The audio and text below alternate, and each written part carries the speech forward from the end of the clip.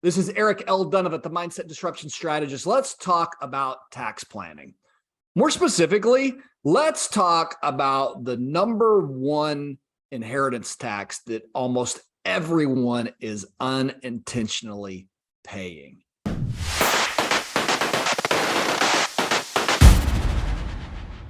Now, you know that as the Mindset Disruption Strategist, my goal is to help families and businesses increase their ROI, their return on intention. And when you're looking at how you're building your life, we need to have a talk about this tax planning strategy, because almost everyone unintentionally pays this tax. The technical name for the tax is IRD, and it's income in respect of a descendant. You don't ever hear anyone talk about it, but it's one of those things that sneaks up in an inheritance, and almost everyone misses the opportunity to completely eliminate it. But before we talk about it, why don't you go ahead and click the like button on this video? I'd also love to hear your comments if you've got any comments for me. And then make sure to subscribe to my channel and hit the notification bell so that every time that I download new information, you're receiving access to it.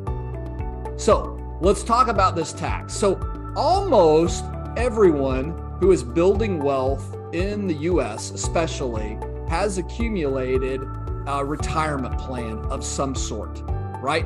So a retirement plan will pass to your spouse without any taxes, no problems. It's when you go to leave it to your children that the problems arise. And what I want to show you is what happens when now it's time to pass an inheritance onto your kids, and the majority of it's sitting inside of a retirement plan.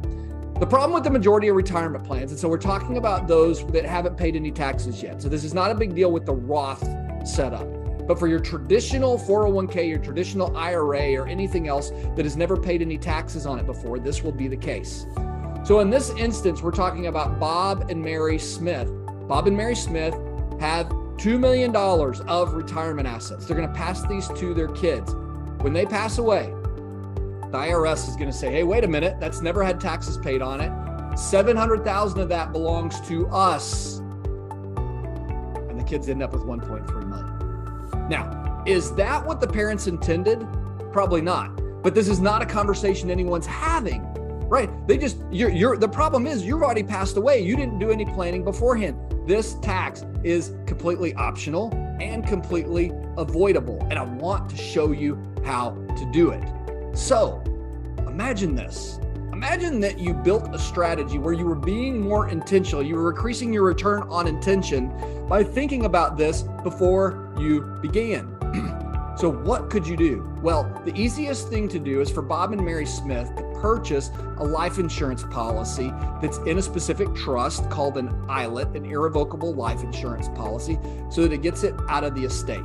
Now, we're going to assume that Bob and Mary don't have any other estate tax issues or anything else going on. For sake of this, we're just making it really, really simple. And this is a second to die life insurance policy. What I'm going to encourage you is, if this is something you're interested in, get in touch with your planning professional, get in touch with me, somebody who can kind of walk you through and make sure you do this the right way. Get in touch with your tax professional, your legal professional. There's a lot of moving parts in here, but I just want to show you how to just simply avoid the tax. So in this example, the second to die life insurance policy is $15,000 a year that's being paid to buy $2 million worth of life insurance. Why is that? Well, would you rather pay for the life insurance now and go ahead and be prepared to help your kids and make a greater impact? The cool thing about this is you're going to be able to make an impact and at the same time bless your children with prosperity. And I'm going to show you how. So buy this life insurance policy when it's second to die. So when both Bob and Mary pass away, there's no money that goes to the IRS. Right? Why leave more money in taxes than you have to, right? Previously, it was $700,000 going to them. You're not going to spend that much in annual gifts, but watch what happens.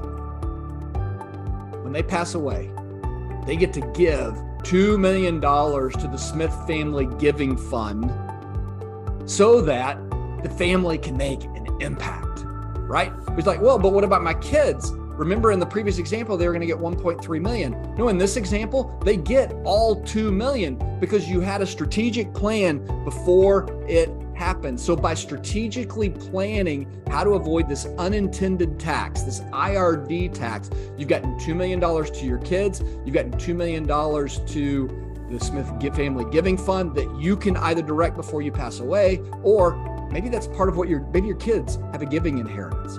I mean, one of the true measures of higher return on intention is what was my impact and how did I create generational prosperity? And in this example, look exactly how that was accomplished. Instead of paying $700,000 to the IRS by strategically planning up front, $2 million going to the Smith Giving Fund, that's impact. $2 million going to the kids, that's generational prosperity. And that's a win for families and businesses who are looking for higher return on intention. God bless you. I hope you have a fantastic